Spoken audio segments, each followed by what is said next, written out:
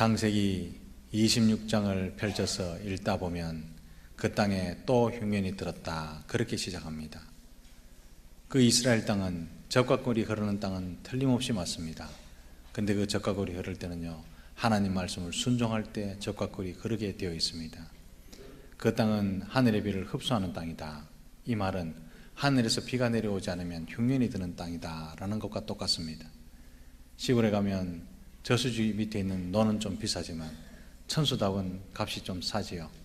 이스라엘 땅은 바로 비를 흡수하는 땅, 하늘에서 비가 내려오지 않으면 흔히 흉년이 들기 쉬운 그런 땅이 바로 이스라엘 땅인데, 백성들이 순종하고 비가 오면 흉년이 들어서 젖과 꿀이 흐르지만 말씀에 순종하지 못하고 늦은 비와 이른 비가 내리지 않으면 흉년 들기가 아주 쉽습니다. 그 흉년은요, 혹독한 흉년일 때가 많습니다. 이삭의 아버지 아브라함 때도 흉년이 들어서 애굽으로 내려갔었는데 그의 아들 이삭도 혹독한 흉년이 들어서 지금 애굽으로 내려가게 되었습니다. 애굽 땅은요, 풍요로운 땅이었습니다. 나일강이 흐르고 마르지 아니하고, 그리고 또한 범람하고 또 자리로 돌아오고 이러면요, 애굽 사람들은 별반 힘들이지 않고 씨앗만 뿌려도 거둬들이는 풍요로운 땅이 바로 애굽이었죠. 그래서 애굽은요, 먹을 것이 떨어지지 않는 땅, 살기 참 좋은 땅, 사람들이 바라보고 이상적인 것으로 생각했던 그런 땅이 애굽이었습니다. 그래서 흉년이 들고 기근이 들면 애굽으로 다 내려가기로 했죠. 이삭도 먹을 것이 없고 그 땅은 흉흉한 그런 기근이 들고 이러니까 애굽으로 내려가려고 했던 모양입니다. 풍요로운 꿈을 꾸고 짐승과 가축과 종들과 가족을 다 데리고 내려가는 그 도중에 하나님께서 이삭을 막아 쓰셨습니다. 네가 약속받은 땅, 언약의 땅은 이 땅이 아니냐. 이제 그 땅 애굽으로 내려가지 말아라. 세상의 풍요로움을 가지고 부러워하지 말아라. 그 말씀 때문에 오도 가도 못하고 그랄 땅에 멈춰서서 그 땅에 멈추기로 합니다. 그 땅에 주저앉아 버리죠. 그랄 땅에 주저앉았을 때는요, 처음에는 형통한 것 같았습니다. 모든 것이 잘 되어 있는 것 같고요, 곡식을 거두어도 곡식이 많이 나고, 소떼도 양떼도 그런 대로 때를 이루고 그래 살았던 형통함을 맛볼 수가 있었지요. 그런데 시간이 지나면서 하나님 백성은 거기에 있을 곳이 못 되는구나, 이것이 점점 드러나기 시작합니다. 비록 농사가 잘 되고 양떼와 소떼가 조금밖에 없었는데 큰 엄청난 때를 이루고 그렇게 살아서도 그랄 땅, 그 땅도 이방 땅이잖아요. 그 그랄 땅은 하나님 백성이 살 곳이 아니다 라는 사실이 점점 밝게 드러나게 되죠. 그런데 이삭은요, 조금만 더 노력하면 되겠지, 조금 더 노력하면 우리 메마른 가나안 땅보다 낫겠지, 그럼에 부딪히면서 살려고 몸부림칩니다. 이 사실을 미처 깨닫지 못하니까 하나님께서는 직접 간섭하셔서 그랄 사람들의 마음을 변하게 만드시고 이삭을 떠나게 만드셨습니다. 그랄 땅의 통치자 아비멜렉이 와서 노골적으로 말합니다. 떠나라. 너는 이 땅에 와서 거부가 되지 않았느냐. 그거 전부 우리 거 아니냐. 땅에 곡식 지은 것도 우리 땅에서 지었고 양떼와 소떼도 우리 거 아니냐. 네 이제 떠나라. 떠날 때 됐다. 노골적으로 떠나라고 말하죠. 그리고 블레셋 사람들이 때로 몰려와서 3번이나 우물을 빼앗습니다. 우물을 3번이나 빼앗긴 후에 겨우 싸움은 그쳤지만 불확실한 미래가 해결되는 것은 결코 아니었습니다. 흉년에 언제 우물이 더 말라버릴지, 흉년이 언제 끝날지, 가축이 언제 다 말라 비틀어져 죽을지, 종들이 언제 지칠지, 파놓아서 우물이 물은 나는데 그 우물이 계속 기근이 되면 언제 마를지, 그리고 파놓은 우물이 또 부러워서 또 다른 사람이 쉬게 해서 언제 쳐들어와서 빼앗을지 아무것도 알 수가 없는 일이었습니다. 그래서 이삭은 거기서 살 자신도 없어졌습니다. 이제 이삭은 어떤 선택을 할 것인가를 결정해야 될 순간에 왔습니다. 흉년이 들어서 떠나온 땅 가나안으로 다시 올라가자니 먹을 것이 있습니까? 그 결정이 쉽지 않습니다. 먹을 것이 없는 땅, 기근이 들고 먼지가 버석버석 나는 그 땅으로 올라갈까? 그것도 쉽지 않죠. 그런데 양식은 있는데 풍요로운 땅인데 하나님이 가지 말라고 했던 애굽 땅을 그렇게 갈 수도 없는 노릇이죠. 결정하기가 무척 힘든 진퇴양난에 빠졌습니다. 자칫하면 자신의 결정으로 온 가족뿐만 아니라 모든 종들과 모든 가축들까지 전멸할 수 있는 상황에 지금 처해진 거죠. 이때 이삭은 하나님 말씀을 떠올립니다. 2절과 4절, 2절에서부터 4절에서 나타나신 하나님, 하나님께서 자신에게 들려주신 말씀을 전적으로 의지해보자, 그렇게 결정을 하게 되는 거죠. 하나님께서 가나안을 떠나지 말아라, 흉년이더라도 이 땅에 있어야 된다, 그렇게 말씀하셨으면 살 길도 분명히 열어주실 것이라고 믿었던 것입니다. 사랑하는 성도 여러분, 문제가 있습니까? 고난이 있습니까? 하나님 의지하면 해답도 있다는 사실을 믿으시기를 바랍니다. 문제 속에 빠져 있으면, 문제 속에 쌓여 있으면 해답이 보이지 않지만 하나님께서 나를 단련시키기 위해서 문제를 주셨다면 해답도 있다는 사실을 기억하시기를 바랍니다. 어려움은 빠져나갈 구멍이 있고요, 바닥에 누워서도 하늘을 보면 하나님이 보인다는 사실을 기억하시기를 바랍니다. 하나님께서 흉년이 든 줄 아시죠? 기근이 든 줄 아십니다. 그 땅 살기 힘든 줄 아십니다. 그럼에도 불구하고 이삭에 나타나셔서 가나안을 떠나지 마라 말씀하셨으면 가나안 땅에서 살 길이 있다는 겁니다. 그래서 말씀을 거역하면서까지 애굽으로 내려가거나 그랄 땅에 계속 살려고 블레셋 사람 왕 아비멜렉에게 찾아가서 흉년이 들었지 않습니까? 흉년이 끝날 때까지만 좀 봐주십시오. 그렇게 봐달라고 비굴하게 사정할 것이 아니라 살든지 죽든지, 흉년이 들었든지 풍년이 들었든지, 고난이 되든지 고난이 없든지 하나님만 붙들고 그의 말씀만 의지해서 가나안 땅으로 다시 들어가 보자, 그 메마른 땅으로 들어가 보자, 흉년이 든 땅으로 다시 들어가 보자, 하나님 말씀을 의지해서 들어가 보자, 그렇게 결정을 한 것입니다. 22절에서 23절로 넘어가는 데는요, 이렇게 복잡한 일들이 전개되고 있었습니다. 이삭은 다툼을 멈추게 해준 르호봇이라는 우물까지도 포기하고 다시 짐을 챙겨서 길을 떠납니다. 아무도 기다려주지 않습니다. 곡식이 풍성한 것도 아닙니다. 메마른 땅으로 들어갑니다. 그래서 가나안 땅 내륙으로 더 깊이 들어가서 머무른 것이 브엘세바입니다. 제가 이 브엘세바에 가봤는데요, 브엘세바에서 사방을 들어서 눈을 두면 다 사막입니다. 단지 하얀색 사막이냐 노란색 사막이냐 붉은색 사막이냐 이 차이밖에 없습니다. 푸른 것이라고는 아무것도 없습니다. 거기서부터 동쪽으로 조금 내려가면 사해 끝자락에 나옵니다. 앞으로 내려가도 사해고 옆으로 가던 사해는 네게부 광야가 나오는 거죠. 그 땅이요 바로 브엘세바입니다. 브엘세바, 맹세의 우물이라는 뜻이지요. 창세기 21장 22절에 보면 자기 아버지 아브라함이 아비멜렉과 더불어 상호 불가침 조약을 맺던 곳이 바로 브엘세바입니다. 아무것도 없습니다. 바람만 조금만 일면 먼지 바람이 샥 날립니다.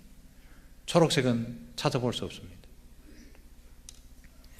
그 흉년에 아버지가 파놓은 우물 브엘세바 우물이 물이 있을지 없을지 그것도 확신할 수 없는 미지수입니다. 따라서 이삭의 결정은 모험이죠. 무모하게 짝이 없다 그렇게 말할 수도 있죠. 그러나 이삭은 왜 이렇게 결정했느냐 하면 이미 은혜를 체험한 적이 있었기 때문입니다. 이보다 더 혹독했는데도요 하나님이 함께 하심으로 안 되는 일이 되게 하는 일이 한두 번이 아니었습니다. 그랄 땅 흉년에 다 흉년이라고 못 살겠다고 말하는데 이삭은 씨를 뿌려서 그의 농사를 100배나 거두었습니다. 요즘 100배는 별것 아니지만요, 그 당시에는 하나님이 개입하시지 않으면 될 수 없는 숫자가 100입니다. 그 흉년에 씨를 뿌려서 다른 사람들을 다 못 살겠다고 호성치는데 그의 농사를 100배나 거두었더라. 하나님의 은혜죠. 그리고 이삭은 땅만 파면 물이 나왔습니다. 땅만 파면, 우물만 파면 물이 나왔습니다. 그 거랄 사람들이나 팔레스틴 사람들이 우물을 파면 다 물이 나오느냐? 그렇지 않습니다. 아무나 땅 판다고 물이 나오지 않습니다. 근데 이삭은요, 여기 봐봐라, 저기 봐봐라, 땅만 파면 다 물이 나와서 우물에 이름을 지어줬습니다. 이것은요 팔레스틴 지역, 그 지역에서 그 시대는 기적에 가깝습니다. 기적이지요.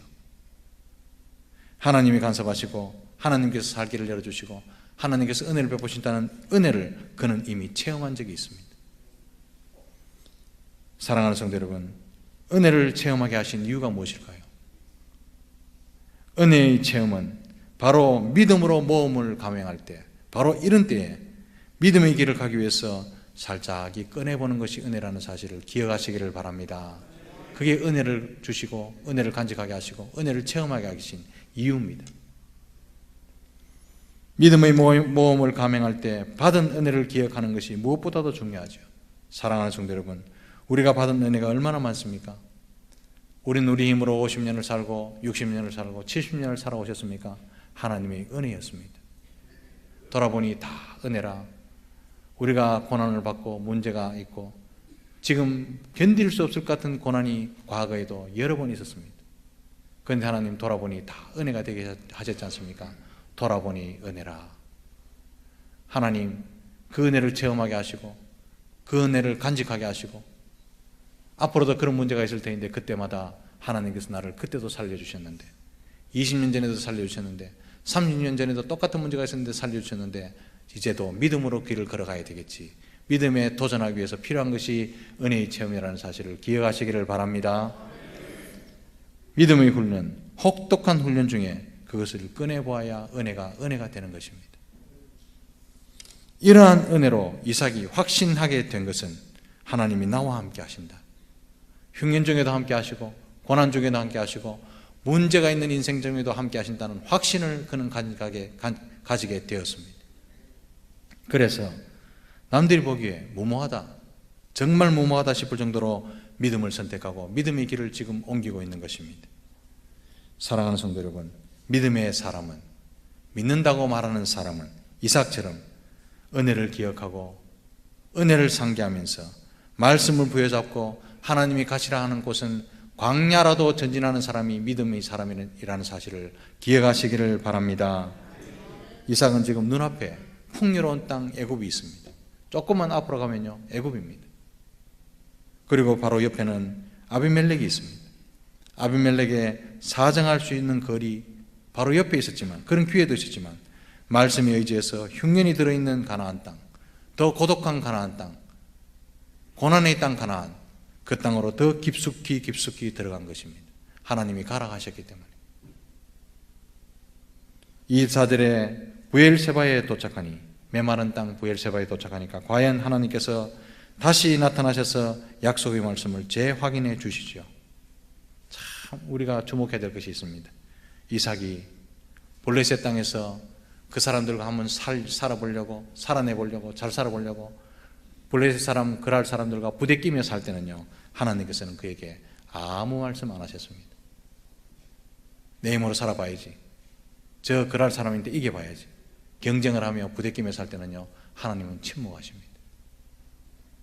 그런데 하나님만 바라보며 하나님 말씀에 순종해야 되겠구나, 믿음의 발걸음을 옮겨야 되겠구나, 그러면서 가나안 땅 광야로 다시 깊숙이 들어갔을 때 하나님이 나타나시고 하나님이 거기서 기다리시고 하나님의 말씀이 회복되기 시작했다는 것입니다. 사랑하는 성도 여러분, 그것은 성경에 보면 계속 반복되는 사실이었습니다. 모세가 어디서 하나님을 만납니까? 바로의 궁에서 만납니까? 혈기 방만할 때 사람을 쳐 죽일 때 만납니까? 절대 그렇지 않습니다. 모든 것을 다 내려놓고 광야에서 양을 칠 때 떨기나무에서 모세야 모세야 부르셨던 하나님, 광야에 계셨습니다. 여호수아도 광야에서 하나님을 만났고요, 바울도, 그 똑똑한 바울도 가말리엘 문화생 밑에서 공부할 때나 혈기방만해서 다메섹으로 갈 때 하나님을 만난 것이 아니라 아라비아 광야에서 하나님을 만남으로 사울이 바울이 되었던 것입니다. 사랑하는 성도 여러분, 우리에게도 말씀을 들을 수 있는 광야가 필요하다는 사실을 기억하시기를 바랍니다. 문제를 주신 이유는 우리를 광야로 몰아내시기 위해서, 고난을 주신 이유는 우리를 광야로 몰아내시기 위해서. 내가 한번 살아보려고 몸부림칠 때는 하나님은 말씀하시지만 우리가 못 들을 수도 있습니다. 그때는 침묵이죠. 하나님 우리를 광야에서 만나주시고 이 집사야 김 집사야 부르시는 그 음성 들으시기를 주님의 크신 이름으로 축복합니다. 하나님이 이삭에게 나타나셔서 먼저 이렇게 말씀하십니다. 두려워하지 말라. 사랑하는 성도 여러분, 지금 이삭의 문제가 뭡니까? 두려움에 사로잡혀 있었다는 겁니다. 믿음의 사람, 믿음의 조상도 두려워했답니다. 이삭의 문제가 지금 두려워한 거죠. 가장으로서 체면이 있어서 내 지금 겁난다, 두렵다, 이 말 아무 힌트도 못합니다. 왜냐하면 가장으로서 식소를 거느리고 있는 책임자로서 두려워하는 모습을 누구에게 말하겠습니까? 아내들에게 말하겠습니까? 종들에게 말하겠습니까? 그 말을 하자마자 우리 아버지도, 우리 남편도, 우리 주인도 두렵단다. 집안이 막 흔들리기 시작하겠죠. 아무 힌트도 말 못하는데 이삭은 자기는 두렵습니다. 이것을요, 하나님만 알아주십니다. 가장으로서 누구보다도 미래에 대한 부담이 컸을 겁니다. 흉년이 언제 끝날지, 이 가족들을 다 살려낼지, 가족들은 온전히 살려서 하나님의 약속을 이루내는 그 언약의 후손들을 교회로 계속 만들어갈 수 있을지, 자기 혼자 짐을 지고 자기가 지금 두려워하고 있습니다. 아무에게도 두렵다고 말 못합니다. 그런데 하나님께서 아무도 안 알아주는 그 순간에 하나님 나타나셔서 제일 먼저 하시는 말씀이 두려워하지 말아라. 내가 너희 두려움을 다 알고 있다. 내가 네 놀램을 다 알고 있다. 두려워하지 말아라. 크신 위로의 하나님으로 나타나셨다는 것입니다.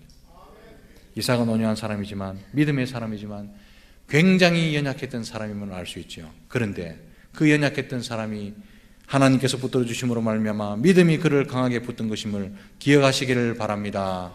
사랑하는 성도 여러분, 나약한 분이 계십니까? 연약한 분이 계십니까?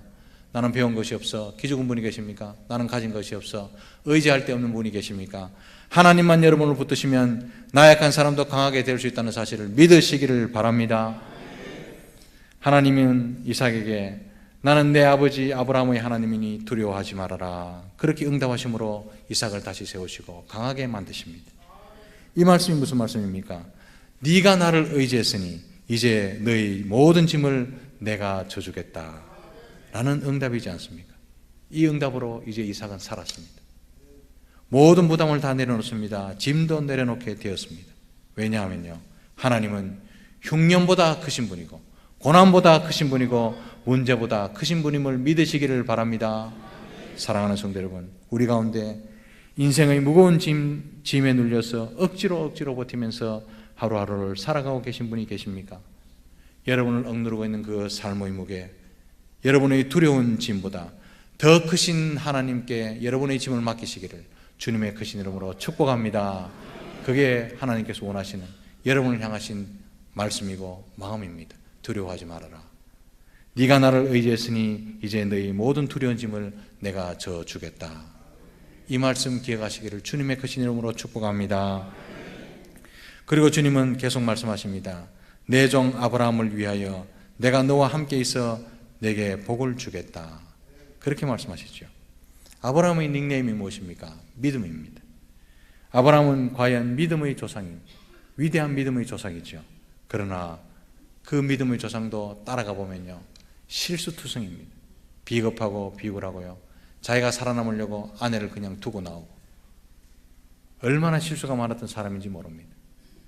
그래서 아브라함이 훌륭했다기보다는 아브라함을 위대하게 만들어 가신 하나님이 위대하신 분임을 기억하시기를 바랍니다. 그런데 하나님은 이삭의 삶도 그렇게 만들어가 주시겠다고 약속하신 것입니다. 작은 일에 자신은 순종하고, 작은 일의 믿음 말씀을 적용하고, 작은 일의 믿음으로 선택했는데 받은 복은 엄청나게 크지 않습니까? 사랑하는 성도 여러분, 우리도 믿음으로 우리의 길을 선택함으로 말미암아 우리도 이렇게 복받는 인생이 다 되시기를 주님의 크신 이름으로 축복합니다. 또한 우리 하나님께서는 이렇게 말씀하십니다. 네 자손이 번성하게 하리라. 네 자손이 번성하게 하리라. 이 말씀 한마디로 이삭의 불확실한 미래, 두려워했던 미래, 정말로 걱정했던 모든 미래가 한꺼번에 다 정리됩니다. 하나님께서 이삭뿐 아니라 자손들의 미래까지도 인도하시겠다고 약속하신 것이지요. 이 열매가 어디서 났습니까? 이것은요, 이삭이 믿음의 길을 선택한 결과였다는 사실을 기억하시기를 바랍니다. 사랑하는 성도 여러분, 그러므로 오늘 내가 내린 믿음의 결정이 내 후손들의 내일을 결정한다는 사실을 꼭 깊이 새겨두시기를 주님의 크신 이름으로 부탁합니다. 사랑하는 성도 여러분, 믿음을 선택하고 말씀을 선택하고 교회를 위해서, 주와 복음을 위해서 땀을 흘린 모든 오늘의 결정체는 내일 후손들이 열매로 거둔다는 사실을 기억하시기를 바랍니다. 이삭은 25절에 너무 감사해서 제단을 쌓고 여호와의 이름을 불렀다고 기록합니다. 예배를 드리며 복 주시는 하나님을 찬양했다는 의미죠.